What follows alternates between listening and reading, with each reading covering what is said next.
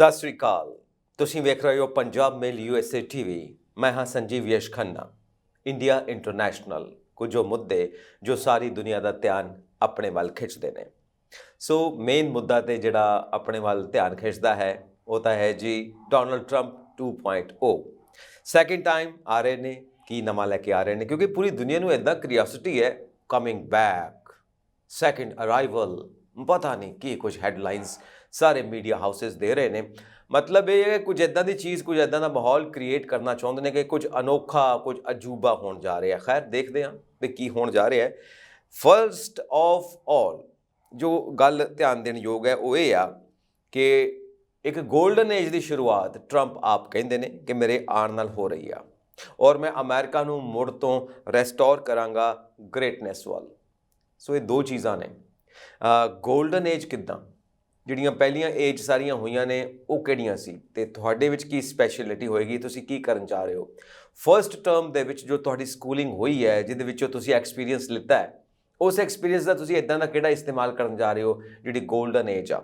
ਕਿਉਂਕਿ ਕਈ ਵਾਰ ਨਾ ਅਸੀਂ ਗੱਲਾਂ ਕਰ ਦਿੰਦੇ ਹਾਂ, ਮਤਲਬ ਗੱਲਾਂ ਬਹੁਤ ਸੋਹਣੀਆਂ ਲਿਟਰੇਰੀ ਗੱਲਾਂ ਹੁੰਦੀਆਂ ਨੇ, ਬੜੇ ਸੋਹਣੇ ਸੋਹਣੇ ਸ਼ਬਦਾਂ ਦਾ ਇਸਤੇਮਾਲ ਹੁੰਦਾ ਹੈ। ਜਿਵੇਂ ਮੈਂ ਤੇਰੇ ਵਾਸਤੇ ਚੰਦ ਤਾਰੇ ਤੋੜ ਕੇ ਲੈ ਕੇ ਆਊਂਗਾ। ਹੁਣ ਕੌਣ ਜਾਊਗਾ ਤੋੜਨ ਵਾਸਤੇ, ਕਿਉਂਕਿ ਐਲੋਨ ਮਸਕ ਕਹਿੰਦੇ ਨੇ ਜੇ ਮੰਗਲ ਦੀ ਯਾਤਰਾ 'ਤੇ ਇੱਕ ਵਾਰ ਜਾਓ ਤਾਂ ਫਿਰ ਮੁੜ ਕੇ ਨਹੀਂ ਆ ਸਕਦੇ। ਇਹ ਤਾਂ ਚੰਦ ਤਾਰੇ ਪਤਾ ਨਹੀਂ ਕਿੱਥੇ ਕਿੰਨੀ ਕੁ ਦੂਰ ਨੇ, ਅਤੇ ਤੋੜਨੇ ਕਿੱਦਾਂ ਨੇ, ਇਹ ਤਾਂ ਪਲੈਨਟਸ ਨੇ। ਖੈਰ ਮਜ਼ਾਕ ਦੀ ਗੱਲ ਇੱਕ ਪਾਸੇ ਰਹਿ ਗਈ। ਮਾਈ ਮੀਨ ਟੂ ਸੇ ਇਜ਼ ਕਿ ਇਹ ਗੱਲਾਂ ਨੇ, ਬਹੁਤ ਸਾਰੀਆਂ ਗੱਲਾਂ ਇੱਦਾਂ ਦੀਆਂ ਕੀਤੀਆਂ ਜਾਂਦੀਆਂ ਨੇ ਜਿਨ੍ਹਾਂ ਦਾ ਪ੍ਰੈਕਟੀਕਲ ਲਾਈਫ ਦੇ ਨਾਲ ਓਨਾ ਸੰਬੰਧ ਨਹੀਂ ਹੁੰਦਾ ਜਿੰਨਾ ਲਿਟਰੇਰੀ ਵਰਡ ਦੇ ਨਾਲ ਸੰਬੰਧ ਹੁੰਦਾ ਹੈ। ਸੋ ਗੋਲਡਨ ਏਜ ਦੀ ਸ਼ੁਰੂਆਤ, ਹੁਣ ਇਹਦੇ 'ਚ ਕੀ ਕਮਾਲ ਹੋਣ ਵਾਲਾ ਹੈ ਇਹ ਤਾਂ ਸਮਾਂ ਦੱਸੇਗਾ ਕਿ ਗੋਲਡਨ ਏਜ ਕਿਹਨੂੰ ਕਹਿੰਦੇ ਨੇ। ਦੂਸਰਾ, ਅਮਰੀਕਾ ਦੀ ਗ੍ਰੇਟਨੈਸ ਨੂੰ ਰਿਸਟੋਰ ਕਰਾਂਗਾ। ਪਹਿਲਾਂ ਕਿੱਥੇ ਚਲੀ ਗਈ ਹੈ ਗ੍ਰੇਟਨੈਸ ਅਮਰੀਕਾ ਦੀ, ਜਿਹੜੀ ਇਹਨਾਂ ਨੇ ਰਿਸਟੋਰ ਕਰਨੀ ਆ। ਗ੍ਰੇਟਨੈਸ ਤਾਂ ਉੱਥੇ ਹੀ ਆ, ਔਰ ਗ੍ਰੇਟਨੈਸ ਲੋਕਾਂ ਦੇ ਨਾਲ ਹੈ, ਗ੍ਰੇਟਨੈਸ ਲੋਕਾਂ ਦੇ ਕੰਮਾਂ ਦੇ ਨਾਲ ਹੈ। ਠੀਕ ਹੈ ਨਾ। ਆਪਣੇ ਆਪ ਦੇ ਵਿੱਚ ਅਸੀਂ ਜੇ ਕਹੀ ਜਾਈਏ ਅਸੀਂ ਗ੍ਰੇਟ ਤਾਂ ਸਬੂਤ ਤਾਂ ਤੁਹਾਡੇ ਕੰਮ ਨੇ ਨਾ। ਸੋ ਉਹ ਚੀਜ਼ ਜ਼ਿਆਦਾ ਜ਼ਰੂਰੀ ਹੈ। ਸੋ ਕਈ ਵਾਰ ਕਿਹਾ ਜਾਂਦਾ ਹੈ ਕਿ ਤੁਸੀਂ ਆਪਣੀ ਆਈਡੈਂਟਿਟੀ ਕਿੱਦਾਂ ਦਿਖਾਓਗੇ, ਆਈਡੈਂਟਿਟੀ ਕਾਰਡ ਦਿਓਗੇ। ਯੈਸ। ਹੁਣ ਤੁਸੀਂ ਇਹ ਕਿੱਦਾਂ ਸਾਬਿਤ ਕਰੋਗੇ ਕਿ ਤੁਸੀਂ ਪੈਟਰੀਓਟ ਹੋ, ਤੁਸੀਂ ਦੇਸ਼ ਭਗਤ ਹੋ, ਇਹ ਕਿੱਦਾਂ ਸਾਬਿਤ ਕਰੋਗੇ। ਕੋਈ ਡਾਕੂਮੈਂਟਰੀ ਪ੍ਰੂਫ ਹੈਗਾ? ਕਹਿੰਦੇ ਨਹੀਂ ਹੈਗਾ। ਉਹ ਵੀ ਹੈਗਾ ਇਨਕਮ ਟੈਕਸ ਰਿਟਰਨ। ਜੋ ਤੁਸੀਂ ਆਪਣੇ ਦੇਸ਼ ਨੂੰ ਇਨਕਮ ਟੈਕਸ ਦਿੰਦੇ ਹੋ, ਤੁਸੀਂ ਟੈਕਸ ਪੇਅਰਸ ਹੋ, ਤਾਂ ਕੋਈ ਧਾਂਦਲੇਬਾਜ਼ੀ ਤਾਂ ਨਹੀਂ, ਕੋਈ ਟੈਕਸ ਚੋਰੀ ਤਾਂ ਨਹੀਂ। ਸਾਰੀ ਪੇਮੈਂਟ ਜੋ ਟੈਕਸ ਤੁਹਾਡਾ ਬਣਦਾ ਜੈਨੂਅਨ ਤਰੀਕੇ ਨਾਲ ਉਹ ਦਿੰਦੇ ਹੋ ਕਿ ਨਹੀਂ ਦਿੰਦੇ ਹੋ। ਜੇ ਦਿੰਦੇ ਹੋ ਤਾਂ ਤੁਸੀਂ ਪੈਟਰੀਓਟ ਹੋ, ਤੁਸੀਂ ਦੇਸ਼ ਭਗਤ ਹੋ। ਉਹ ਹੈ ਤੁਹਾਡਾ ਡਾਕੂਮੈਂਟਰੀ ਪ੍ਰੂਫ ਦੇਸ਼ ਭਗਤ ਹੋਣ ਦਾ। ਤਾਂ ਹਰ ਚੀਜ਼ ਦਾ ਇੱਕ ਡਾਕੂਮੈਂਟਰੀ ਪ੍ਰੂਫ ਚਾਹੀਦਾ ਹੁੰਦਾ ਹੈ, ਬਲੈਕ ਐਂਡ ਵਾਈਟ ਦੇ ਵਿੱਚ ਪ੍ਰੂਫ ਚਾਹੀਦਾ ਹੁੰਦਾ ਹੈ। ਸੋ ਇਹ ਗੱਲ ਕਿ ਇੱਕ ਗੋਲਡਨ ਏਜ ਸ਼ੁਰੂ ਹੋਣ ਵਾਲੀ ਹੈ, ਇਹਦਾ ਡਾਕੂਮੈਂਟਰੀ ਪ੍ਰੂਫ ਕੀ ਹੈ, ਇਹ ਤਾਂ ਗੱਲਾਂ ਨੇ। ਤਾਂ ਇੱਕ ਗ੍ਰੇਟਨੈਸ ਨੂੰ ਦੁਬਾਰਾ ਲੈ ਕੇ ਆਉਣਾ ਹੈ, ਤਾਂ ਗ੍ਰੇਟਨੈਸ ਕਿੱਥੇ ਚਲੀ ਗਈ ਹੈ ਜਿਨ੍ਹਾਂ ਨੂੰ ਦੁਬਾਰਾ ਲੈ ਕੇ ਆਉਣਾ, ਇਹ ਵੀ ਗੱਲਾਂ ਨੇ। ਤਾਂ ਮੇਨ ਥਿੰਗ ਇਹ ਆ ਕਿ ਜਨਵਰੀ 2025 ਦੇ ਵਿੱਚ ਜਦੋਂ ਤੁਸੀਂ 2.0 ਆਪਣੀ ਐਡਮਿਨਿਸਟ੍ਰੇਸ਼ਨ ਸ਼ੁਰੂ ਕਰਨੀ ਹੈ, ਉਸ ਤੋਂ ਬਾਅਦ ਤੁਸੀਂ ਕੀ ਕਮਾਲ ਕਰਕੇ ਦਿਖਾਉਂਦੇ ਹੋ। ਜੋ ਤੁਸੀਂ ਵਾਅਦੇ ਕੀਤੇ ਨੇ, ਖਾਸ ਕਰਕੇ ਇਕੋਨਮੀ, ਟਰੰਪ ਇਕਨੋਮਿਕਸ, ਜਿਹਦੇ ਸਿਰ ਦੇ ਉੱਤੇ ਤੁਸੀਂ ਇਲੈਕਸ਼ਨ ਜਿੱਤੇ ਹੋ, ਉਹਦੇ ਵਿੱਚ ਤੁਸੀਂ ਕੀ ਕਮਾਲ ਕਰਦੇ ਹੋ। ਕਿਉਂਕਿ ਪੂਰੀ ਦੁਨੀਆ ਇਸ ਚੀਜ਼ ਨੂੰ ਦੇਖਣਾ ਚਾਹੁੰਦੀ ਹੈ। ਕਿਉਂਕਿ ਤੁਹਾਡੀ ਵਿਕਟਰੀ ਤੋਂ ਬਾਅਦ, ਯਾਨੀ ਡੋਨਲਡ ਟਰੰਪ ਦੀ ਵਿਕਟਰੀ ਤੋਂ ਬਾਅਦ ਪੂਰੀ ਦੁਨੀਆ ਤੋਂ ਰਿਐਕਸ਼ਨਸ ਆ ਰਹੇ ਨੇ। ਪੂਰੀ ਦੁਨੀਆ ਦੇ ਵਰਲਡ ਲੀਡਰ ਕੋਈ ਨਾ ਕੋਈ ਗੱਲ ਜ਼ਰੂਰ ਕਰ ਰਹੇ ਨੇ। ਠੀਕ ਉਸੇ ਤਰ੍ਹਾਂ ਯੂਕਰੇਨ ਦੀ ਧਰਤੀ ਤੋਂ ਵੀ ਰਿਐਕਸ਼ਨਸ ਆਏ ਨੇ। ਠੀਕ ਉਸੇ ਤਰ੍ਹਾਂ ਗਾਜ਼ਾ, ਇਜ਼ਰਾਈਲ, ਇੱਥੋਂ ਵੀ ਰਿਐਕਸ਼ਨਸ ਆਏ ਨੇ, ਲੈਬਨਾਨ ਤੋਂ ਵੀ ਰਿਐਕਸ਼ਨਸ ਆਏ ਨੇ, ਔਰ ਫਿਰ ਤਾਂ ਬਾਕੀ ਥਾਵਾਂ ਤੋਂ ਤਾਂ ਆਣੇ ਹੀ ਆਣੇ ਨੇ।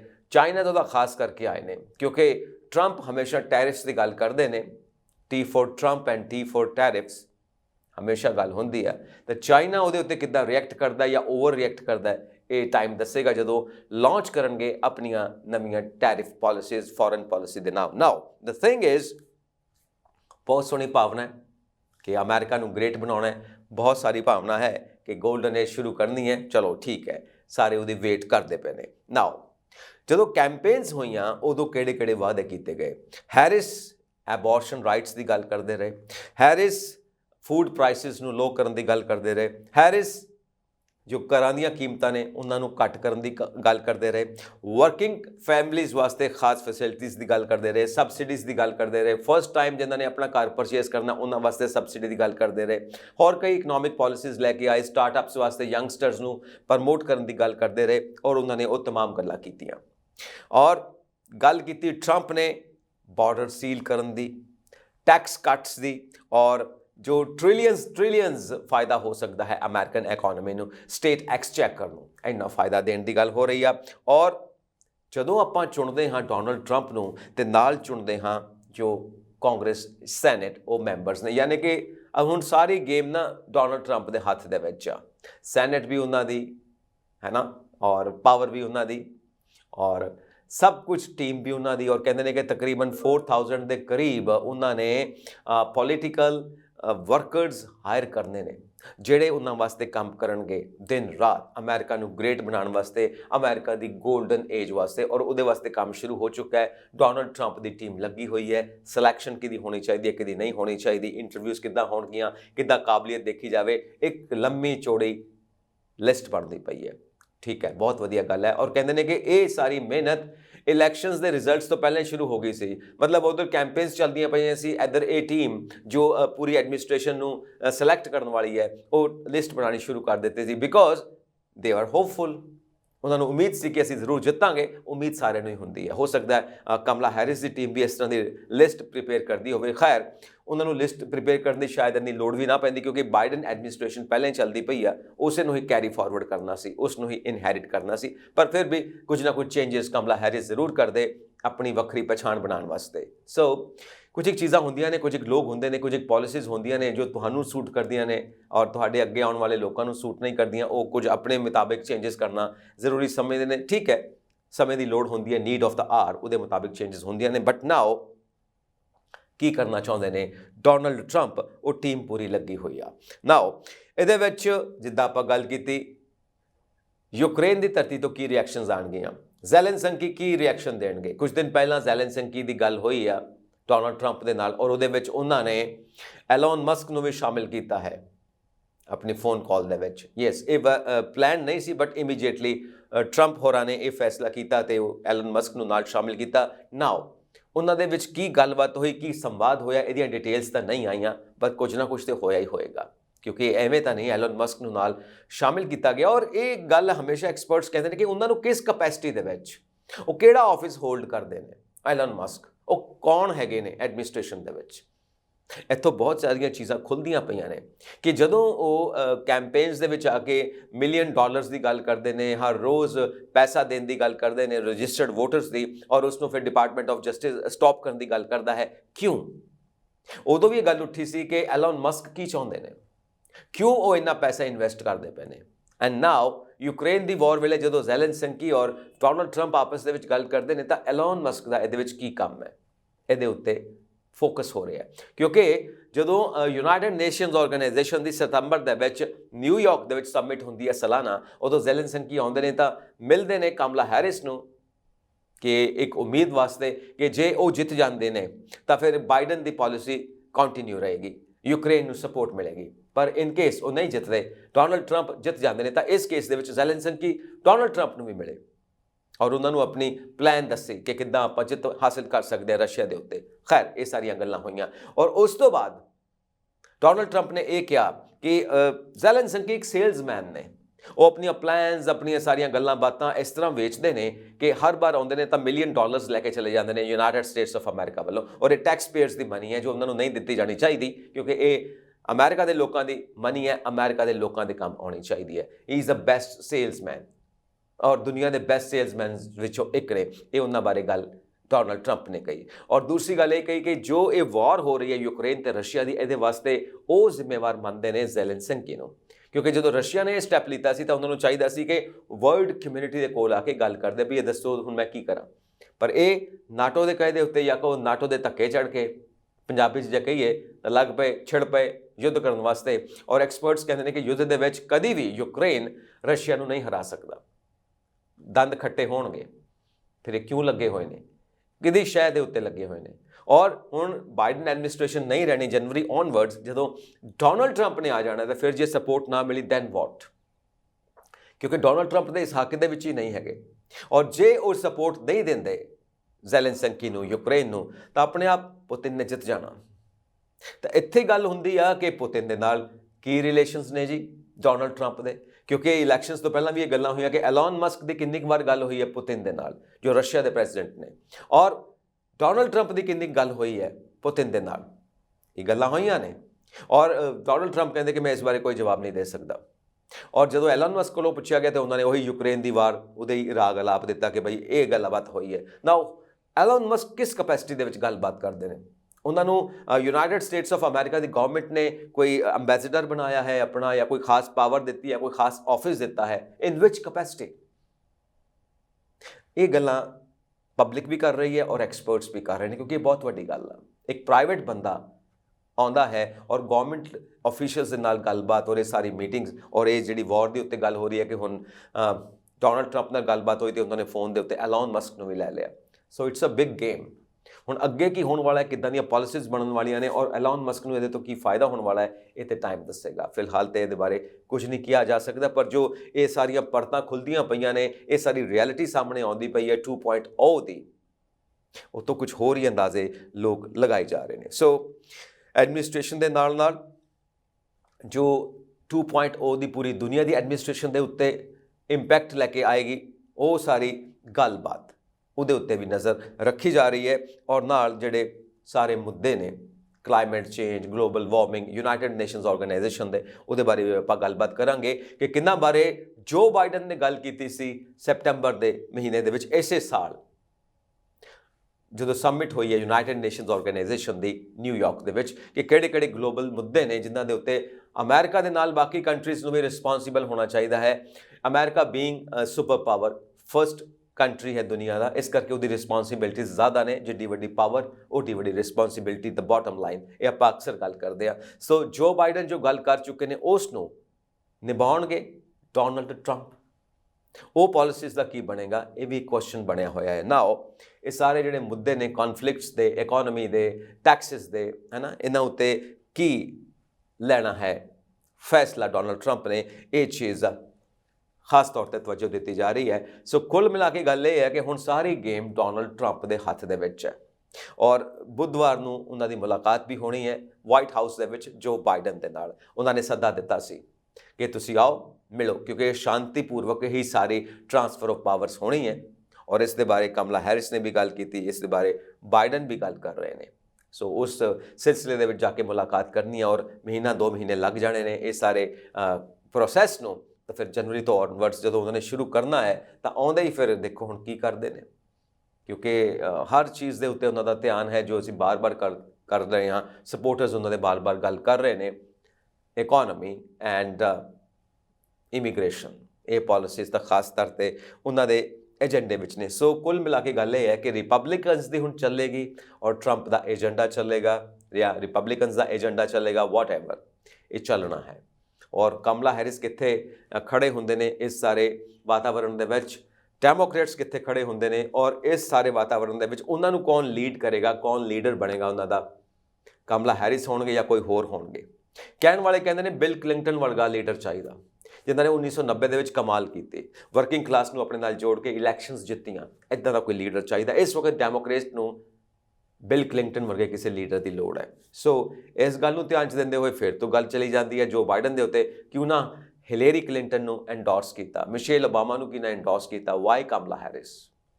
ਕਿਉਂਕਿ ਜੇ ਫਸਟ ਲੇਡੀ ਹੀ ਬਣਾਉਣੀ ਸੀ ਪ੍ਰੈਜ਼ੀਡੈਂਟ ਆਫ ਅਮਰੀਕਾ, ਇਹ ਹਿਸਟਰੀ ਕ੍ਰੀਏਟ ਕਰਨੀ ਸੀ ਅਮਰੀਕਨ ਹਿਸਟਰੀ ਦੇ ਵਿੱਚ, ਤਾਂ why not Michelle Obama, why not Hillary Clinton? ਕਿਉਂਕਿ ਉਹ ਤਾਂ ਪਹਿਲਾਂ ਵੀ, ਹਿਲੇਰੀ ਕਲਿੰਟਨ ਤਾਂ ਪਹਿਲਾਂ ਵੀ ਡਿਬੇਟ ਦੇ ਵਿੱਚ 2-3 ਵਾਰ ਟਰੰਪ ਨੂੰ ਹਰਾ ਚੁੱਕੇ ਨੇ। ਇਹ तमाम ਗੱਲਾਂ ਹੁੰਦੀਆਂ ਨੇ। ਮਤਲਬ ਇਹ ਹੈ ਕਿ ਡੈਮੋਕ੍ਰੇਸੀ ਦਾ ਫਾਇਦਾ ਤਾਂ ਇਹ ਹੈ ਕਿ ਹਰ ਬੰਦਾ ਆਪਣੀ ਗੱਲ, ਆਪਣੇ ਖਿਆਲ ਜ਼ਾਹਿਰ ਕਰਨ ਵਾਸਤੇ, ਬੋਲਣ ਵਾਸਤੇ, ਬਿਆਨ ਕਰਨ ਵਾਸਤੇ ਆਜ਼ਾਦ ਹੈ। ਪਰ ਕਈ ਵਾਰ ਵੈਸੇ ਹੀ ਗੱਲਾਂ ਹੋ ਜਾਂਦੀਆਂ ਨੇ ਜਿਨ੍ਹਾਂ ਗੱਲਾਂ ਦੀ ਕੋਈ ਲੋੜ ਨਹੀਂ ਹੁੰਦੀ। ਇਹ ਵੀ ਇੱਕ ਖੂਬਸੂਰਤੀ ਵੀ ਕਹਿ ਸਕਦੇ ਹੋ ਅਤੇ ਇੱਕ ਇਹਨੂੰ ਵੀਕ ਪੁਆਇੰਟ ਵੀ ਕਹਿ ਸਕਦੇ ਹੋ ਕਿ ਜਿਹਦੇ ਮੂੰਹ ਜੂਆ ਆਉਂਦਾ ਬੋਲ ਦਿੰਦਾ, ਉਹ ਵੀ ਸੁਣਨਾ ਪੈ ਜਾਂਦਾ। ਪਰ ਫਿਰ ਵੀ ਕਿਹਾ ਜਾਂਦਾ ਕਿ ਜੋ ਕੌਂਸਟੀਟਿਊਸ਼ਨ ਦਾ ਫਰੇਮਵਰਕ ਹੈ, ਜੋ ਲਾਅ ਹੈ, ਉਹ ਤੋਂ ਬਾਹਰ ਨਾ ਜਾਓ, ਫਰੇਮਵਰਕ ਦੀ ਇੱਜ਼ਤ ਕਰੋ। ਸੋ ਇਹ ਗੱਲਾਂ ਹੁੰਦੀਆਂ ਨੇ। ਬਟ ਅਸੀਂ ਇਲੈਕਸ਼ਨ ਕੈਂਪੇਨਸ ਦੇ ਵਿੱਚ ਦੇਖਿਆ ਜਿੱਦਾਂ ਦੀ ਭਾਸ਼ਾ ਇਸਤੇਮਾਲ ਹੋਈ ਹੈ, ਕਿੰਨੀ ਕੁ ਇੱਜ਼ਤ ਕੀਤੀ ਗਈ ਤੇ ਕਿੰਨਾ ਕੁ ਖਿਆਲ ਰੱਖਿਆ, ਕਿੰਨਾ ਕੁ ਮਰਿਆਦਾ 'ਚ ਰਹੇ ਹਾਂ, ਇਹ ਆਪਾਂ ਦੇਖ ਚੁੱਕੇ ਹਾਂ ਔਰ ਪੂਰੀ ਦੁਨੀਆ ਨੇ ਵੀ ਦੇਖਿਆ ਹੈ। ਖੈਰ, back to the point now, Republicans and Donald Trump and White House. ਇੱਧਰ ਕਮਲਾ ਹੈਰਿਸ ਜਾਂ ਕੋਈ ਹੋਰ ਨੇਤਾ, ਡੈਮੋਕ੍ਰੇਟਸ ਦੀ ਮੌਜੂਦਾ ਸਥਿਤੀ, ਔਰ ਇੱਕ ਪਾਸੇ ਜਿਹੜੀਆਂ ਵਰਲਡ ਪ੍ਰੋਬਲਮਸ ਨੇ, ਯੂਨਾਈਟਿਡ ਨੇਸ਼ਨਸ ਆਰਗੇਨਾਈਜੇਸ਼ਨ ਨੇ ਜੋ ਗੱਲ ਕੀਤੀ ਹੈ ਉਹਦੇ ਬਾਰੇ ਆਪਾਂ ਗੱਲ ਕਰਾਂਗੇ, ਜਿਹਦੇ ਉੱਤੇ ਜੋ ਬਾਈਡਨ ਨੂੰ ਬੋਲਣਾ ਵੀ ਸੀ ਤੇ ਉਹ ਬੋਲੇ ਵੀ, ਤੇ ਉਹਨਾਂ ਨੇ ਉਹ ਐਂਡੋਰਸ ਵੀ ਕੀਤਾ, ਤੇ ਉਹਨਾਂ ਨੇ ਪੂਰੀ ਵਰਲਡ ਕਮਿਊਨਿਟੀ ਨੂੰ ਵੀ ਕਿਹਾ ਕਿ ਇਕੱਠੇ ਆਓ, ਇਹ ਪ੍ਰੋਬਲਮ ਸਭ ਦੀਆਂ ਸਾਂਝੀਆਂ ਨੇ, ਇਕੱਠੇ ਮਿਲ ਕੇ ਇਹਨਾਂ ਨੂੰ ਸੋਲਵ ਕਰਨਾ ਹੈ। ਨਾਓ ਟਰੰਪ ਹੁਣ ਪ੍ਰਿਪੇਅਰ ਕਰ ਰਹੇ ਨੇ ਆਪਣੀ ਟੀਮ, ਜੋ ਟੌਪ ਟੀਮ ਲੈ ਕੇ ਜਾਣੀ ਹੈ ਉਹਨਾਂ ਨੇ ਵਾਈਟ ਹਾਊਸ, ਜੋ ਉਹਨਾਂ ਦਾ ਪੂਰਾ ਸਾਥ ਦੇਗੀ, ਔਰ ਬਾਈਡਨ ਕਹਿ ਰਹੇ ਨੇ ਕਿ ਤੁਸੀਂ ਆਓ, ਮਿਲੋ ਔਰ ਸ਼ਾਂਤੀਪੂਰਵਕ ਤਰੀਕੇ ਨਾਲ ਟ੍ਰਾਂਸਫਰ ਆਫ ਪਾਵਰ ਹੋਣੀਆਂ ਹੈ, ਔਰ ਇਹਦੇ ਵਾਸਤੇ ਬੁੱਧਵਾਰ ਨੂੰ ਮਿਲਿਆ ਜਾ ਰਿਹਾ ਹੈ। And now voters the main concern economy, ਕਿਉਂਕਿ ਇਕੋਨਮੀ ਦੇ ਸਿਰ ਦੇ ਉੱਤੇ ਹੀ ਬਾਈਡਨ ਐਂਡ ਡੋਨਲਡ ਟਰੰਪ ਦੇ ਵਿੱਚ ਇੱਕ ਤਰ੍ਹਾਂ ਨਾਲ ਕੁਸ਼ਤੀ ਹੋਈ। ਬਾਈਡਨ ਹੀ ਰਹੇ ਨੇ ਨਾ, ਕਿਉਂਕਿ ਕਮਲਾ ਹੈਰਿਸ ਉਹਨਾਂ ਨੂੰ ਹੀ ਰਿਪਰੈਜ਼ੈਂਟ ਕਰਦੇ ਰਹੇ ਨੇ, ਔਰ ਪਹਿਲਾਂ ਹੀ ਰੇਸ ਵਿੱਚ ਉਹ ਵੀ ਸੀਗੇ। ਇਹ ਤਾਂ ਜਨਵਰੀ ਇਸ ਮਹੀਨੇ ਤੋਂ, ਇਸ ਸਾਲ ਦੇ ਜਨਵਰੀ ਮਹੀਨੇ ਤੋਂ ਇਹ ਗੱਲਾਂ ਸ਼ੁਰੂ ਹੋਈਆਂ, ਕਦੀ ਸਿਹਤ ਨੂੰ ਲੈ ਕੇ ਤੇ ਕਦੀ ਹੋਰ ਕੋਈ ਗੱਲਾਂ ਜੋ ਬਾਈਡਨ ਬਾਰੇ ਕੀਤੀਆਂ ਗਈਆਂ, ਤਾਂ ਉਸ ਤੋਂ ਬਾਅਦ ਫਿਰ ਡਿਬੇਟਸ ਹੁੰਦੀ ਆ, ਫਿਰ ਉਹ ਆਪਣੇ ਆਪ ਇਸ ਰੇਸ ਤੋਂ ਪਿੱਛੇ ਹਟ ਜਾਂਦਾ ਹੈ, ਜਾਂ ਪਾਰਟੀ ਦਾ ਡਿਸੀਜ਼ਨ ਹੈ, ਵਾਟ ਐਵਰ, ਕਮਲਾ ਹੈਰਿਸ ਨੂੰ ਅੱਗੇ ਕੀਤਾ ਜਾਂਦਾ ਹੈ। So Kamala Harris and Donald Trump economy ਦੇ ਉੱਤੇ ਇਹ ਡਟੇ ਹੋਏ, ਔਰ ਇਕੋਨਮੀ ਦੇ ਉੱਤੇ ਦੋਵਾਂ ਨੇ ਆਪਣੀ ਆਪਣੀ ਗੱਲ ਕੀਤੀ, ਔਰ ਮੰਨਦੇ ਇਹ ਨੇ ਐਕਸਪਰਟਸ ਕਿ ਡੋਨਲਡ ਟਰੰਪ ਨੇ ਜ਼ਿਆਦਾ ਮਜ਼ਬੂਤੀ ਨਾਲ ਕੀਤੀ ਆ ਇਕੋਨਮੀ ਦੇ ਉੱਤੇ ਗੱਲ। ਟਰੰਪ ਇਕਨੋਮਿਕਸ, ਟਰੰਪ ਇਫੈਕਟ, ਇਹ ਤਰ੍ਹਾਂ ਦੀਆਂ ਗੱਲਾਂ ਆਈਆਂ ਨੇ। ਉਧਰ ਬਾਈਡਨ ਇਕਨੋਮਿਕਸ ਸੀ, ਹੈਰਿਸ ਇਕਨੋਮਿਕਸ ਨਹੀਂ ਕਿਤੇ ਆਈ, ਇਹ ਸ਼ਬਦ ਇਸਤੇਮਾਲ ਨਹੀਂ ਹੋਇਆ, ਇਹ ਟਰਮੀਨੋਲੋਜੀ ਨਹੀਂ ਆਈ, ਔਰ ਐਕਸਪਰਟਸ ਦਾ ਇਹ ਵੀ ਮੰਨਣਾ ਹੈ ਕਿ ਕਿਤੇ ਨਾ ਕਿਤੇ ਕਮਲਾ ਹੈਰਿਸ ਇਕੋਨਮੀ ਦੇ ਉੱਤੇ ਜਦੋਂ ਡਿਸਕਸ਼ਨਸ ਹੋਈਆਂ ਨੇ ਉਹ ਤੋਂ ਬਚਦੇ ਹੋਏ ਨਜ਼ਰ ਆਏ ਨੇ।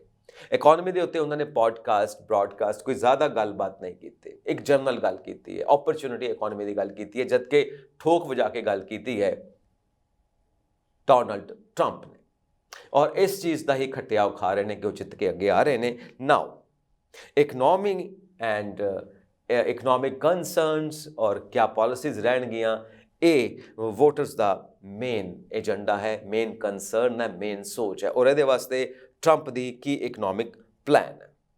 ਸੋ ਇਹ ਚੀਜ਼ਾਂ ਨੇ, ਹੁਣ ਇਹ ਸਾਰੀ ਦਿਮਾਗ ਦੀ ਧੁਨਾਈ ਕਰੀ ਜਾਓ, ਜਿਵੇਂ ਰੂੰ ਧੁਨੀ ਦੀ ਹੁੰਦੀ ਹੈ, ਧੁਨਕੀਆ ਲੱਗਾ ਹੁੰਦਾ, ਧੁਨਾਈ ਕਰੀ ਜਾਓ, ਕਿਹੜੇ ਕਿਹੜੇ ਫੈਕਟਰਸ ਰਹੇ, ਕਿਸ ਕਰਕੇ ਡੈਮੋਕ੍ਰੇਟਸ ਹਾਰੇ, ਕਿਸ ਕਰਕੇ ਰਿਪਬਲਿਕਨਸ ਜਿੱਤੇ। ਠੀਕ ਹੈ, ਪਾਰਟੀ ਇੰਡੀਵਿਜੂਅਲ ਤੌਰ ਤੇ ਸੈਲਫ ਇੰਟਰੋਸਪੈਕਸ਼ਨ ਜ਼ਰੂਰ ਕਰਦੀ ਹੈ, ਔਰ ਉਹਨਾਂ ਨੂੰ ਕਰਨੀ ਚਾਹੀਦੀ ਵੀ ਹੈ, ਔਰ ਹਰ ਵੇਲੇ ਕਰਨੀ ਚਾਹੀਦੀ, ਕਿਉਂਕਿ ਇਹ ਸਾਰੇ ਫੈਕਟਰਸ ਟਾਈਮ ਦੇ ਨਾਲ ਕੀ ਹਰ ਰੋਜ਼ ਚੇਂਜ ਹੁੰਦੇ ਨੇ, ਇਹ ਦਿਨਾਂ ਦੇ ਵਿੱਚ ਕੀ ਪਲਾਂ ਦੇ ਵਿੱਚ ਚੇਂਜ ਹੁੰਦੇ ਨੇ। ਇੱਕ ਪਲ ਮੋਮੈਂਟ ਹੈ ਤੇ ਮੈਂ ਇੱਧਰ ਵੋਟ ਨਹੀਂ ਪਾਣੀ, ਇੱਧਰ ਵੋਟ ਪਾਣੀ ਹੈ, ਮੋਮੈਂਟ ਚੇਂਜ ਹੋ ਗਿਆ, ਤੁਸੀਂ ਮਹੀਨਾ ਹੋ ਗਿਆ ਤੁਸੀਂ ਉਹਨਾਂ ਨੂੰ ਕਨਵਿੰਸ ਕਰਦੇ ਪਏ ਹੋ, ਆਖਰੀ ਪਲ, ਲਾਸਟ ਮੋਮੈਂਟ, 1 ਸੈਕਿੰਡ ਦੇ ਵਿੱਚ ਉਹਨਾਂ ਦਾ ਦਿਮਾਗ ਕੁਝ ਹੋਰ ਫਲੈਸ਼ ਕਰ ਗਿਆ, ਵੋਟ ਉੱਧਰ ਪਾ ਗਏ। ਸੋ ਇਹਦੇ ਬਾਰੇ ਕੁਝ ਵੀ ਪ੍ਰੈਡਿਕਸ਼ਨਸ ਨਹੀਂ ਹੋ ਸਕਦੀਆਂ, ਬਟ ਇਹ ਹੈ ਕਿ ਸੈਲਫ ਇੰਟਰੋਸਪੈਕਸ਼ਨ ਚੱਲਦੀ ਰਹਿਣੀ ਚਾਹੀਦੀ ਆ, ਔਰ ਉਹਦੇ ਮੁਤਾਬਿਕ ਕੰਮ ਵੀ ਹੁੰਦਾ ਰਹਿਣਾ ਚਾਹੀਦਾ। ਬਟ ਮੇਨ ਚੀਜ਼ ਇਹ ਹੈ ਕਿ ਲੋਕ ਆਪਣੀ ਭਲਾਈ ਚਾਹੁੰਦੇ ਨੇ, ਆਪਣਾ ਫਾਇਦਾ ਚਾਹੁੰਦੇ ਨੇ, ਕੋਈ ਵੀ ਲੀਡਰ ਆਵੇ ਉਹਨੂੰ ਸਾਡਾ ਫਾਇਦਾ ਸੋਚਣਾ ਚਾਹੀਦਾ, ਸਾਡੇ ਵਾਸਤੇ ਹੀ ਬੈਠਾ ਨਾ, ਆਪਣੇ ਵਾਸਤੇ ਥੋੜ੍ਹਾ ਬੈਠਾ। ਸੋ ਇਹੀ ਗੱਲਾਂ ਨੇ, ਔਰ ਕਮਲਾ ਹੈਰਿਸ ਹਮੇਸ਼ਾ ਕਹਿੰਦੇ ਰਹੇ ਕਿ ਮੈਂ ਤੁਹਾਡੇ ਵਾਸਤੇ ਹੈਗੀ ਹਾਂ, ਔਰ ਡੋਨਲਡ ਟਰੰਪ ਦੇ ਉੱਤੇ ਇਹ ਇਲਜ਼ਾਮ ਲੱਗਦਾ ਰਿਹਾ ਕਿ ਉਹ ਆਪਣੇ ਵਾਸਤੇ ਹੈਗੇ ਨੇ, ਕਿਉਂਕਿ ਉਹ ਆਪਣੇ ਆਪ ਨੂੰ ਬਚਾਉਣ ਵਾਸਤੇ ਕੇਸਿਸ ਤੋਂ ਇਸ ਕਰਕੇ ਪ੍ਰੈਜ਼ੀਡੈਂਟ ਆਫ ਅਮਰੀਕਾ ਬਣਨਾ ਚਾਹੁੰਦੇ ਨੇ, ਔਰ ਮੈਂ ਸੇਵਾ ਕਰਨ ਵਾਸਤੇ ਆਉਣਾ ਚਾਹੁੰਦੀ ਹਾਂ, ਇਹ ਕਮਲਾ ਹੈਰਿਸ ਕਹਿੰਦੇ ਰਹੇ। ਬਟ ਹੁਣ ਜਦੋਂ ਜਿੱਤ ਗਏ ਨੇ Donald Trump, now the question is ਕਿ ਉਹਨਾਂ ਦੀ ਇਕਨੋਮਿਕ ਪਲਾਨ ਕੀ ਹੋਏਗੀ, ਜੋ ਅਮਰੀਕਾ ਦੀ ਇਕੋਨਮੀ ਨੂੰ ਰਿਚ ਕਰੇਗੀ ਔਰ ਪੂਰੀ ਵਰਲਡ ਦੀ ਇਕੋਨਮੀ ਦੇ ਉੱਤੇ ਅਸਰ ਪਾਏਗੀ। ਇਕਨੋਮਿਕ ਪਲਾਨ ਕੀ ਹੋਏਗੀ, ਔਰ ਕਿੱਦਾਂ ਅਮਰੀਕਾ ਨੂੰ ਟਰਾਂਸਫਾਰਮ ਕਰਨਗੇ, ਨਵਾਂ ਰੂਪ ਕੀ ਦੇਣਗੇ, ਉਹ ਕੀ ਹੋਏਗਾ 2.0 ਦਾ ਏਜੰਡਾ। ਔਰ ਉਧਰ ਡੈਮੋਕ੍ਰੇਟਸ ਹੁਣ ਕੀ ਕਰਨਗੇ, ਡੈਮੋਕ੍ਰੇਟਸ ਕੋਲ ਹੁਣ ਕੀ ਕੰਮ ਹੋਏਗਾ, ਉਹ ਕਿੱਦਾਂ ਡੋਨਲਡ ਟਰੰਪ ਦੇ ਉੱਤੇ ਚੈੱਕ ਐਂਡ ਬੈਲੈਂਸਿਸ ਰੱਖਣਗੇ, ਕੋਰਟ ਕੇਸਿਸ ਦਾ ਕੀ ਬਣੇਗਾ, ਇਹ ਵੀ ਤਮਾਮ ਗੱਲਾਂ ਹੈਗੀਆਂ ਨੇ। ਲੈਟ ਅਸ ਸੀ, ਹਜੇ ਤਾਂ ਗੇਮ ਸ਼ੁਰੂ ਹੋਈ ਹੈ, ਹਜੇ ਤਾਂ ਜਨਵਰੀ ਤੋਂ ਔਨਵਰਡ ਸ਼ੁਰੂ ਹੋਣੀ ਹੈ, ਹਜੇ ਤਾਂ 26 ਨਵੰਬਰ ਨੂੰ ਡਿਸੀਜ਼ਨਸ ਆਉਣੇ ਨੇ ਕੋਰਟ ਦੇ। ਲੈਟ ਅਸ ਸੀ ਕੀ ਹਵਾ ਚੱਲਦੀ ਹੈ, ਕੀ ਹਵਾ ਦਾ ਰੁਖ ਬਣਦਾ ਹੈ। ਸੋ ਇਹ ਤਾਂ ਪੂਰੇ ਅਮਰੀਕਾ ਦੇ ਹਾਲਾਤ ਬਣੇ ਹੋਏ ਨੇ, ਔਰ ਇਸ ਵਕਤ ਯੂਨਾਈਟਿਡ ਨੇਸ਼ਨਸ ਜੋ ਗੱਲ ਕਰ ਰਿਹਾ ਹੈ ਹਿਊਮਨ ਰਾਈਟਸ ਦੀ, ਹਿਊਮਨ ਰਾਈਟਸ ਦੀ ਗੱਲ ਹਮੇਸ਼ਾ ਹੀ ਹੁੰਦੀ ਹੈ। ਤੁਸੀਂ ਕਿਸੇ ਵੀ ਦੁਨੀਆ ਦਾ ਕੌਂਸਟੀਟਿਊਸ਼ਨ ਲਿਖ ਲਓ, ਕਿਸੇ ਵੀ ਧਰਤੀ ਦੇ ਉੱਤੇ ਕਿਸੇ ਦੇਸ਼ ਦਾ ਕੌਂਸਟੀਟਿਊਸ਼ਨ ਦੇਖ ਲਓ, ਜਾਂ ਕੋਈ ਹੋਰ ਵੱਡੇ ਵੱਡੇ ਪੁਰਾਣੇ ਪੁਸਤਕਾਂ, ਪੁਰਾਣੇ ਗ੍ਰੰਥ ਦੇਖ ਲਓ, ਹਿਊਮਨ ਰਾਈਟਸ ਬੇਸ ਹੈ, ਉਹਦੇ ਉੱਤੇ ਦੁਨੀਆ ਟਿਕੀ ਹੋਈ ਹੈ। ਜੋ ਮੇਰੀਆਂ ਡਿਊਟੀਜ਼ ਨੇ ਉਹ ਤੁਹਾਡੇ ਰਾਈਟਸ ਨੇ, ਜੋ ਤੁਹਾਡੀਆਂ ਡਿਊਟੀਜ਼ ਨੇ ਉਹ ਮੇਰੇ ਰਾਈਟਸ ਨੇ, ਵਾਈਸ ਵਰਸਾ। ਤੁਸੀਂ ਮੈਨੂੰ ਸਪੋਰਟ ਕਰਦੇ ਹੋ, ਮੈਂ ਤੁਹਾਨੂੰ ਸਪੋਰਟ ਕਰਦਾ, ਇਹੀ ਡੈਮੋਕ੍ਰੇਸੀ ਆ। ਇੱਕ ਦੂਜੇ ਨੂੰ ਸਪੋਰਟ ਕਰਨਾ, ਟੋਲਰੈਂਸ, ਇੱਕ ਦੂਜੇ ਦੀ ਹੋਂਦ ਨੂੰ ਸਵੀਕਾਰ ਕਰਨਾ, ਕੋ ਸਿਟੀਜ਼ਨਸ਼ਿਪ। ਇਹ ਵੀ ਨਾਗਰਿਕ ਹੈ ਅਮਰੀਕਾ ਦਾ, ਮੈਂ ਵੀ ਨਾਗਰਿਕ ਹਾਂ ਅਮਰੀਕਾ ਦਾ, ਵੀ ਆਰ ਕੋ ਸਿਟੀਜ਼ਨਸ। ਸੋ ਡੈਮੋਕ੍ਰੇਸੀ ਦੀ ਬਿਊਟੀ ਹੈ ਇਹ। ਔਰ ਇਸੇ ਚੀਜ਼ ਨੂੰ ਧਿਆਨ 'ਚ ਰੱਖਦੇ ਹੋਏ ਜਦੋਂ ਹਿਊਮਨ ਰਾਈਟਸ ਦੀ ਗੱਲ ਹੁੰਦੀ ਆ ਤਾਂ ਯੂਨਾਈਟਿਡ ਨੇਸ਼ਨਸ ਆਰਗੇਨਾਈਜੇਸ਼ਨ ਤੋਂ ਇਲਾਵਾ ਹੋਰ ਕੌਣ ਗੱਲ ਕਰੇਗਾ, ਤੇ ਬਾਕੀ ਸੰਸਥਾਵਾਂ ਜੋ ਉਹਨਾਂ ਨਾਲ ਜੁੜੀਆਂ ਹੋਈਆਂ ਨੇ। ਖੈਰ ਉਹਨਾਂ ਦੀ ਵੀ ਓਵਰਹੋਲਿੰਗ ਦੀ ਗੱਲ ਹੁੰਦੀ ਹੈ ਕਿ ਸਮੇਂ ਦੇ ਮੁਤਾਬਿਕ ਹਰ ਚੀਜ਼ ਨੂੰ ਚੇਂਜ ਹੋਣਾ ਚਾਹੀਦਾ। ਯੂਨਾਈਟਿਡ ਨੇਸ਼ਨਸ ਆਰਗੇਨਾਈਜੇਸ਼ਨ ਦਾ ਸਟਰਕਚਰ ਚੇਂਜ ਕਰਨ ਦੀ ਵੀ ਗੱਲ ਇਸ ਵਾਰ ਸਬਮਿਟ ਦੇ ਵਿੱਚ ਹੋਈ ਹੈ, ਬਟ ਹਿਊਮਨ ਰਾਈਟਸ ਤੇ ਹਿਊਮਨ ਰਾਈਟਸ ਹੀ ਨੇ ਨਾ। ਪਿਆਰ ਦਾ ਨਾ ਕੱਲ੍ਹ ਵੀ ਪਿਆਰ ਸੀ, ਅੱਜ ਵੀ ਪਿਆਰ ਹੈ ਤੇ ਕੱਲ੍ਹ ਵੀ ਪਿਆਰ ਹੀ ਹੋਣਾ। ਪਿਆਰ ਤਾਂ ਪਿਆਰ ਹੀ ਹੈ। ਹਿਊਮਨ ਰਾਈਟਸ ਤੇ ਹਿਊਮਨ ਰਾਈਟਸ ਨੇ, ਕੱਲ੍ਹ ਵੀ ਹਿਊਮਨ ਰਾਈਟਸ ਸੀ, ਅੱਜ ਵੀ ਹਿਊਮਨ ਰਾਈਟਸ ਨੇ ਤੇ ਕੱਲ੍ਹ ਵੀ ਹਿਊਮਨ ਰਾਈਟਸ ਹੋਣਗੇ। ਤਾਂ ਉਹਦੇ ਆਧਾਰ ਦੇ ਉੱਤੇ ਫਿਰ ਤੋਂ ਹੀ ਯੁੱਧ ਦੀ ਗੱਲ ਹੁੰਦੀ ਆ, ਕੌਨਫਲਿਕਟਸ ਦੀ ਗੱਲ ਹੁੰਦੀ ਹੈ। Israel, Gaza, Ukraine, Russia, Taiwan, first world war, second world war, ਤਮਾਮ ਵੀਅਤਨਾਮ ਵਾਰ, ਜਿੰਨੀਆਂ ਮਰਜ਼ੀ, ਮਤਲਬ ਕੁਝ ਨਾ ਕੁਝ ਇਸ ਧਰਤੀ ਦੇ ਉੱਤੇ ਖਲਬਲੀ ਚੱਲਦੀ ਰਹੀ ਆ। ਉਹ ਤਮਾਮ ਗੱਲਾਂ ਹੁੰਦੀਆਂ ਨੇ। ਔਰ ਉਹਦੇ ਵਿੱਚ ਸਫਰ ਕੌਣ ਕਰਦਾ ਹੈ? ਬੱਚੇ, ਔਰਤਾਂ, ਰੇਪਸ ਹੋ ਜਾਂਦੇ ਆ, ਪ੍ਰੈਗਨੈਂਟ ਲੇਡੀਜ਼, ਨਵੇਂ ਜਨਮੇ ਬੱਚੇ, ਡੈਥਸ ਬੱਚਿਆਂ ਦੀਆਂ, ਬਜ਼ੁਰਗ, ਬਿਮਾਰ, ਤਮਾਮ ਗੱਲਾਂ ਜਿੰਨੀਆਂ ਮਰਜ਼ੀ ਲੈ ਕੇ ਬੈਠੇ ਜਾਓ। ਸੁਡਾਨ ਦੇ ਵਿੱਚ ਭੁੱਖਮਰੀ ਫੈਲ ਗਈ, ਉੱਥੇ ਵੀ ਰੋਟੀ ਨਹੀਂ ਪਹੁੰਚਾ ਪਾ ਰਿਹਾ ਯੂਨਾਈਟਿਡ ਨੇਸ਼ਨਸ ਆਰਗੇਨਾਈਜੇਸ਼ਨ, ਕਿਉਂਕਿ ਇੰਨੇ ਫੰਡ ਨਹੀਂ ਹੈਗੇ। ਇੱਧਰ ਮਿਡਲ ਈਸਟ ਦੇ ਵਿੱਚ ਜਿਹੜੀਆਂ ਜੰਗਾਂ ਚੱਲਦੀਆਂ ਪਈਆਂ ਨੇ, ਉੱਥੇ ਉਹ ਫੰਡਸ ਨਹੀਂ ਪਹੁੰਚ ਪਾ ਰਹੇ।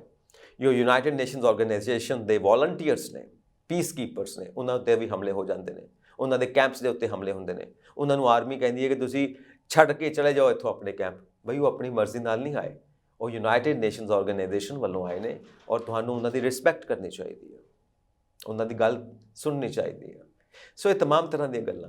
ਕਿਤੇ ਵੈਕਸੀਨੇਸ਼ਨ ਰੁਕੀ ਹੋਈ ਹੈ, ਪੋਲੀਓ ਵੈਕਸੀਨੇਸ਼ਨ ਹੋਣੀ ਹੈ, ਮੈਡੀਕਲ ਸਹਾਇਤਾ ਨਹੀਂ ਪਹੁੰਚਦੀ ਪਈ, ਰੋਟੀ ਨਹੀਂ ਪਹੁੰਚਦੀ ਪਈ, ਜ਼ਰੂਰਤ ਦਾ ਸਮਾਨ ਨਹੀਂ ਪਹੁੰਚਦਾ ਪਿਆ, ਗੰਦ ਪਿਆ ਹੋਇਆ। ਕਿਤੇ ਯੁੱਧਾਂ ਦੇ ਬੰਬਾਂ ਦਾ, ਇਹ ਗੋਲੀਆਂ, ਤਬਾਹੀ, ਇਹ ਐਮੂਨੇਸ਼ਨ ਦਾ ਗੰਦ, ਕਿਤੇ ਵੈਸੇ ਗੰਦਗੀ ਪਈ ਹੋਈ ਹੈ, ਕਿਉਂਕਿ ਡਰੇਨੇਜ ਸਿਸਟਮ ਖਰਾਬ ਹੋ ਚੁੱਕੇ ਨੇ। ਔਰ ਇਹ ਗੰਦਗੀ ਨੂੰ ਸਮੇਟਣ ਨੂੰ ਕਿੰਨਾ ਟਾਈਮ ਲੱਗ ਜਾਣਾ। ਫਿਰ ਹਿਊਮਨ ਰਾਈਟਸ ਦੀ ਗੱਲ ਆਉਂਦੀ ਆ। ਸੋ ਕਿਸੇ ਵਾਸਤੇ ਵੀ ਨਾ ਇਕਨੋਮੀ ਵਾਸਤੇ ਕੋਈ ਸਪੇਸ ਆ, ਨਾ ਪੋਲੀਟਿਕਸ ਵਾਸਤੇ ਕੋਈ ਸਪੇਸ ਆ, ਨਾ ਸੋਸ਼ਲ ਫੈਬਰਿਕ ਵਾਸਤੇ ਕੋਈ ਸਪੇਸ ਆ। ਤਬਾਹੀ ਮੱਚੀ ਪਈ ਆ। ਇਹ ਸਭ ਤਬਾਹੀ ਦੇ ਸਮਾਨ ਮੌਜੂਦ ਨੇ ਦੁਨੀਆ ਦੇ ਵਿੱਚ, ਫਿਰ ਵੀ ਸਾਨੂੰ ਆਸ਼ਾਵਾਦੀ ਰਹਿਣਾ ਚਾਹੀਦਾ। ਨਿਰਾਸ਼ਾਵਾਦੀ ਹੋ ਕੇ ਕੋਈ ਵੀ ਕੰਮ ਨਹੀਂ ਚੱਲੇਗਾ, ਕਿਉਂਕਿ ਜਦੋਂ ਤੱਕ ਹੋਪ ਹੈ, ਹੋਪ ਸਸਟੇਨਸ ਲਾਈਫ। ਹੋਪ ਦੇ ਨਾਲ ਹੀ ਸਭ ਕੁਝ ਹੋਣਾ ਹੈ, ਉਮੀਦ ਦੇ ਨਾਲ ਹੀ ਸਭ ਕੁਝ ਹੋਣਾ ਹੈ। ਪਰ ਉਮੀਦ ਆਪਣੇ ਆਪ ਦੇ ਵਿੱਚ ਕੋਈ ਯੋਜਨਾ ਨਹੀਂ ਹੁੰਦੀ। Hope is not a strategy. ਅਸੀਂ ਹਮੇਸ਼ਾ ਕਹਿੰਦੇ ਹਾਂ ਸਟ੍ਰੈਟਜੀ ਬਣਾਉਣੀ ਪੈਣੀ ਆ। ਔਰ ਇਹਦੀ ਹੀ ਗੱਲ ਕੀਤੀ ਸੀ ਜੋ ਬਾਈਡਨ ਨੇ ਯੂਨਾਈਟਿਡ ਨੇਸ਼ਨਸ ਆਰਗੇਨਾਈਜੇਸ਼ਨ ਦੇ ਸੰਮੇਲਨ ਦੇ ਵਿੱਚ, ਜੋ ਸੈਪਟੈਂਬਰ ਵਿੱਚ ਹੋਇਆ ਨਿਊਯਾਰਕ ਦੇ ਵਿੱਚ। ਔਰ ਉਸੇ ਹੀ ਗੱਲ ਨੂੰ ਕੰਟੀਨਿਊ ਕਰਨ ਡੋਨਲਡ ਟਰੰਪ ਇਹ ਉਮੀਦ ਕਰਦੀ ਹੈ, ਵਰਲਡ ਕਮਿਊਨਿਟੀ ਇਹ ਉਮੀਦ ਕਰਦਾ ਹੈ ਯੂਨਾਈਟਿਡ ਨੇਸ਼ਨਸ ਆਰਗੇਨਾਈਜੇਸ਼ਨ ਕਿ ਤਮਾਮ ਤਰ੍ਹਾਂ ਦੀਆਂ ਮੁਸ਼ਕਿਲਾਂ, ਤਮਾਮ ਤਰ੍ਹਾਂ ਦੀਆਂ ਦਿੱਕਤਾਂ ਜੋ ਦੁਨੀਆ ਫੇਸ ਕਰਦੀ ਪਈ ਹੈ, ਇਹਨਾਂ ਨੂੰ ਹੱਲ ਕਿਵੇਂ ਕਰਨਾ ਹੈ, ਇਹਨਾਂ ਨੂੰ ਹੱਲ ਕਰਨ ਦਾ ਕੀ ਤਰੀਕਾ ਹੋ ਸਕਦਾ ਹੈ, ਇਹਦੇ ਉੱਤੇ ਗੱਲ ਜ਼ਰੂਰ ਹੋਣੀ ਚਾਹੀਦੀ ਹੈ। ਔਰ ਪੂਰੀ ਵਰਲਡ ਕਮਿਊਨਿਟੀ ਨੇ ਉਹਦੇ ਉੱਤੇ ਕੰਮ ਕਰਨਾ ਚਾਹੀਦਾ ਹੈ। ਅਫਰੀਕਾ ਦੀ ਗੱਲ ਕਰ ਸਕਦੇ ਹਾਂ, ਜਿਹਦੇ ਵਿੱਚ ਬਹੁਤ ਗਰੀਬੀ ਹੈ ਔਰ ਕੁਦਰਤੀ ਸਾਧਨਾਂ ਦਾ ਇਸਤੇਮਾਲ ਨਹੀਂ ਹੋ ਰਿਹਾ। ਏਜਿੰਗ ਦੀ ਗੱਲ ਕਰ ਸਕਦੇ ਹਾਂ ਕਿ ਜਨਰੇਸ਼ਨ ਬੁੱਢੀ ਹੋ ਰਹੀ ਆ ਔਰ ਲੋਕਾਂ ਦੀ ਏਜ ਵੱਧਦੀ ਪਈ, ਯੰਗ ਜਨਰੇਸ਼ਨ ਘਟਦੀ ਪਈ ਹੈ। ਅੱਗੋਂ ਕੌਣ ਸੰਭਾਲੇਗਾ, ਇਹ ਵੀ ਗੱਲ ਹੋ ਸਕਦੀ ਹੈ। ਵਾਤਾਵਰਣ ਦੀ ਗੱਲ ਆਪਾਂ ਅਕਸਰ ਕਰਦੇ ਹਾਂ। ਹਥਿਆਰਾਂ ਦੀ ਗੱਲ ਹੋ ਸਕਦੀ ਹੈ, ਜੰਗਾਂ ਦੀ ਗੱਲ ਹੋ ਸਕਦੀ ਹੈ, ਐਟੋਮਿਕ ਐਨਰਜੀ ਦਾ ਸਹੀ ਇਸਤੇਮਾਲ ਕਿਵੇਂ ਹੋਣਾ ਚਾਹੀਦਾ, ਉਹ ਗੱਲ ਹੋ ਸਕਦੀ ਹੈ। Climate change, global warming, sustainable development, ਕਿ ਇਹ ਸਭ ਦੇ ਕੋਲ ਕੰਮ ਹੋਣਾ ਚਾਹੀਦਾ, ਕੰਮ ਧੰਦੇ ਵਧੀਆ ਹੋਣੇ ਚਾਹੀਦੇ ਨੇ, ਪ੍ਰੋਫੈਸ਼ਨਲਿਜ਼ਮ ਹੋਣਾ ਚਾਹੀਦਾ ਹੈ। ਬੱਚਿਆਂ ਦੀ ਤੇ ਜਵਾਨਾਂ ਦੀ ਸੇਫਟੀ ਦੀ ਗੱਲ ਹੋਣੀ ਚਾਹੀਦੀ ਹੈ। ਬੱਚਿਆਂ ਨੂੰ ਅੱਛੀ ਖੁਰਾਕ ਮਿਲੇ, ਅੱਛੀ ਐਜੂਕੇਸ਼ਨ ਮਿਲੇ, ਇਹ ਗੱਲ ਹੋਣੀ ਚਾਹੀਦੀ ਹੈ। ਸੋ ਟੈਰਰਿਜ਼ਮ ਦੀ ਗੱਲ ਹੋਣੀ ਚਾਹੀਦੀ ਹੈ ਕਿ ਜੋ ਧਰਤੀ ਦੇ ਉੱਤੇ ਉਗਰਵਾਦੀ ਨੇ, ਅੱਤਵਾਦੀ ਨੇ, ਵੱਖਵਾਦੀ ਨੇ, ਜੋ ਵੀ ਵਾਟਐਵਰ, ਜੋ ਸਮਾਜ ਲਈ ਖਤਰਾ ਨੇ ਉਹਨਾਂ ਦੀ ਗੱਲ ਹੋਣੀ ਚਾਹੀਦੀ ਹੈ। ਔਰ ਇੱਕ ਦੇਸ਼ ਦੂਸਰੇ ਦੇਸ਼ ਨੂੰ ਆਪਣੀ ਕਲੋਨੀ ਬਣਾਉਣਾ ਚਾਹੁੰਦਾ, ਆਪਣੇ ਥੱਲੇ ਦਬਾ ਕੇ ਰੱਖਣਾ ਚਾਹੁੰਦਾ, ਉਹ ਨਹੀਂ ਹੋਣਾ ਚਾਹੀਦਾ, ਉਹ ਗੱਲ ਹੋਣੀ ਚਾਹੀਦੀ ਹੈ। ਡੈਮੋਕ੍ਰੇਸੀ ਅੱਜ 100% ਕਿਤੇ ਵੀ ਨਹੀਂ ਦੇਖਣ ਨੂੰ ਮਿਲਦੀ ਪਈ, ਉਹਨੂੰ ਕਿੱਦਾਂ ਰੈਸਟੋਰ ਕੀਤਾ ਜਾਏ ਉਸ ਦੀ ਗੱਲ ਹੋਣੀ ਚਾਹੀਦੀ ਹੈ। ਜਿਵੇਂ ਡੋਨਲਡ ਟਰੰਪ ਕਹਿੰਦੇ ਨੇ ਮੈਂ ਅਮਰੀਕਾ ਦੀ ਗ੍ਰੇਟਨੈਸ ਨੂੰ ਰੈਸਟੋਰ ਕਰਨਾ ਹੈ, ਉਹ ਤਾਂ ਡੈਮੋਕ੍ਰੇਸੀ ਹੈ। For the people, of the people, by the people. 250 ਸਾਲ ਪਹਿਲਾਂ ਅਮਰੀਕਾ ਦੀ ਧਰਤੀ ਤੋਂ ਹੀ ਸ਼ੁਰੂਆਤ ਹੋਈ ਹੈ ਡੈਮੋਕ੍ਰੇਸੀ ਦੀ। ਜਦੋਂ ਡੈਮੋਕ੍ਰੇਸੀ ਨੂੰ ਰੈਸਟੋਰ ਕਰ ਲੈਂਦੇ ਆ ਤਾਂ ਆਪਣੇ ਆਪ ਅਮਰੀਕਾ ਦੀ ਗੋਲਡਨ ਏਜ ਸ਼ੁਰੂ ਹੋ ਜਾਂਦੀ ਆ, ਆਪਣੇ ਆਪ ਅਮਰੀਕਾ ਦੀ ਗ੍ਰੇਟਨੈਸ ਨੂੰ ਰਿਸਟੋਰ ਕਰ ਲੈਂਦੇ ਆ। So the main focus is democracy. Democracy ਜਿੰਨੀ ਸਟਰੋਂਗ ਹੋਏਗੀ ਉਨੀ ਹੀ ਅਮਰੀਕਾ ਦੀ ਸਥਿਤੀ ਸਟਰੋਂਗ ਹੋਏਗੀ ਪੂਰੀ ਦੁਨੀਆ ਦੇ ਵਿੱਚ, ਔਰ ਉਨਾ ਹੀ ਉਹ ਦੁਨੀਆ ਦੀਆਂ ਪ੍ਰੋਬਲਮਸ ਨੂੰ ਹੱਲ ਕਰਨ ਦੇ ਵਿੱਚ ਸਾਥ ਦੇ ਸਕਦਾ ਪੂਰੀ ਵਰਲਡ ਕਮਿਊਨਿਟੀ ਦਾ, ਚਾਹੇ ਉਹ ਗਰੀਬੀ ਹੈ, ਚਾਹੇ ਭੁੱਖਮਰੀ ਹੈ, ਵਾਟਐਵਰ, ਬਿਮਾਰੀਆਂ ਨੇ, ਵਾਟਐਵਰ ਜੋ ਵੀ ਹੈ। ਖੇਤੀਬਾੜੀ ਲੈ ਲਓ, ਇੰਡਸਟਰੀ ਲੈ ਲਓ, ਟ੍ਰੇਡ ਲੈ ਲਓ, ਤੁਸੀਂ ਜਿੰਨੇ ਮਰਜ਼ੀ ਇਸ਼ੂਜ਼ ਲੈ ਲਓ, ਜਦੋਂ ਡੈਮੋਕ੍ਰੇਸੀ ਸਟਰੋਂਗ ਆ ਤਾਂ ਹਰ ਇਸ਼ੂ, ਹਰ ਪ੍ਰੋਬਲਮ ਦਾ ਹੱਲ ਮਿਲ ਜਾਂਦਾ। ਤੁਸੀਂ ਕੀ ਵਿਚਾਰ ਰੱਖਦੇ ਹੋ ਇਹਨਾਂ ਸਾਰੇ ਮੁੱਦਿਆਂ ਦੇ ਉੱਤੇ? ਆਪਣੇ ਵਿਚਾਰ ਸਾਨੂੰ ਜ਼ਰੂਰ ਇਨਬਾਕਸ ਕਰੋ। ਸਾਡਾ ਚੈਨਲ ਪੰਜਾਬ ਮੇਲ USA TV ਸਬਸਕ੍ਰਾਈਬ ਕਰੋ, ਔਰ ਡੈਮੋਕ੍ਰੇਸੀ ਦੇ ਹੱਕ ਦੇ ਵਿੱਚ ਜਿੱਥੇ ਵੀ ਬੈਠੇ ਹੋ, ਭਾਵੇਂ 1% ਯੋਗਦਾਨ ਪਾ ਸਕਦੇ ਹੋ, ਜ਼ਰੂਰ ਪਾਓ। ਇੰਡੀਆ ਇੰਟਰਨੈਸ਼ਨਲ, ਕੁਝ ਮੁੱਦੇ ਜੋ ਸਾਰੀ ਦੁਨੀਆ ਦਾ ਧਿਆਨ ਆਪਣੇ ਵੱਲ ਖਿੱਚਦੇ ਨੇ। ਮੈਂ ਹਾਂ ਸੰਜੀਵ ਯਸ਼ ਖੰਨਾ। ਸਤਿ ਸ਼੍ਰੀ ਅਕਾਲ।